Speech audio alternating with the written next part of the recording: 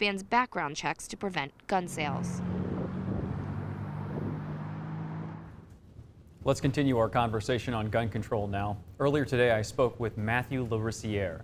He's a gun policy writer with Young Voices who thinks new gun laws are too restrictive. I started by asking him how this issue will factor into the upcoming midterm elections. I think it's going to be pretty big.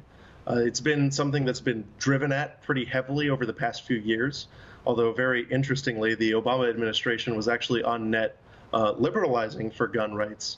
The narrative has been pushed pretty hard, and people on the right side of politics in Maryland are especially frustrated with the extant gun laws that they're subject to.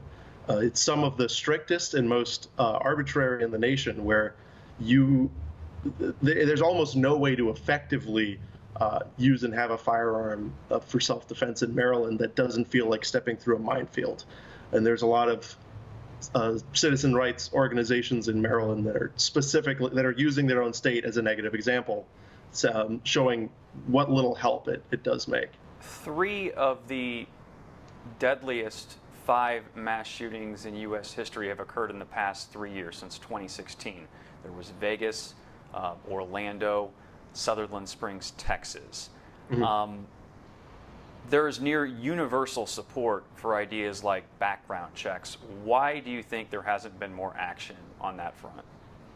Well, because we have on the books some of probably the most reasonable gun control measures that you can have. It's illegal for somebody who's been convicted of a violent felony to own a gun. It's illegal for somebody who has been convicted of domestic abuse to own a gun.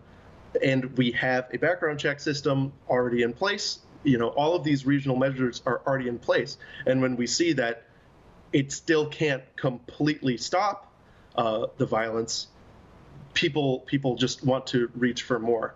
But the thing is, it's not really all about guns. One of the first mass catastrophe killings in the United States was the Bath Township bombings. And that occurred in a point in the U.S. history where the person could have easily gone into a hardware store and purchased a surplus military machine gun or submachine gun just right over the counter. But he didn't. Instead, he chose to make his own bomb and blow up a primary school. And that's very dangerous. We have bombings happening in Europe all the time, in which they champion their strict gun control laws. And then in Switzerland, where there's a whole lot more semi-automatic and even machine gun weapons available to average people than in the United States, they don't have these kinds of issues. So gun access is probably not the best proxy by which to attack this. In the Vegas shooting in particular, some of the guns that the suspect used, were equipped with the bump stock, which for our viewers is that device that basically makes it act like an assault style, whatever you want to call it, a high-powered weapon. Do you think those should be banned? So the bump stock, what it does is basically it's a bad stock. A stock is supposed to keep a weapon steady. A bump stock allows a weapon to move about an inch backwards and forwards within the stock. If you practice and you're able, and you get good at it, you can hold forward pressure on the firearm, and then the recoil causes it to go back and reset the trigger. So it causes you to just slap the trigger rapidly, is all it can do. The Las Vegas situation was more about the high ground than anything else. An incredibly deadly shooting we had in previous U.S. history, which was done with a bolt-action rifle, the University of Texas shootings, were so deadly because you were firing down on a populated area from an elevated platform. If there would have been no other way to use a bump stock effectively than having a sterile environment, as he did, where he could sit there and control the weapon. It's not a normal situation. It's not an everyday situation. Do I think that the bump stock made him particularly more lethal? Probably not. Because of the way that they operate, you can't acquire individual targets with a bump stock. Once it starts firing, it kind of just rips all over the place. Of course, the fact that it was very densely populated down below, that was an issue. I think that if you look at it in terms of the amount of bullets he was able to get out into the crowd, he could have achieved a similar result using a semi-automatic shotgun or simply ripping the trigger very fast on a different weapon. It's again a situation. That situation was made particularly deadly because of firing from an elevated platform into a dense group of people. There's just that is just a horrible situation to be in. The bump stock, in my opinion, is just so inefficient, so ineffective of a weapon. It just shouldn't even be discussed. It really, the only useful purpose for a bump stock is for having laughs and stuff at the range. It really cannot make you more effective at hitting individual targets. It absolutely can't. Well, would you say, I mean, he was effective. There were 58 people killed in that shooting. So wouldn't you say he was effective with that device? Well, he didn't. He was firing into a crowd.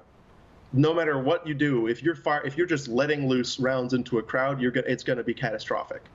But when most shooting situations, we have it where you're selecting targets, the shooter is selecting targets and trying to kill people. In that situation, this was just a man who just wanted to indiscriminately fire into a huge crowd of people. There is no weapon that he could have used that would have made him that would have made it any better. You could have given him a handgun, you could have given him a shotgun. Anything is going to be horrifying in that particular situation. Now, Mr. Larosiere may think bump stocks are ineffective, but a majority of the country doesn't think civilians should have access to them anyway. 82% of respondents in a 2017 NPR Ipsos poll said they support a ban on those devices. We're back in 2 minutes.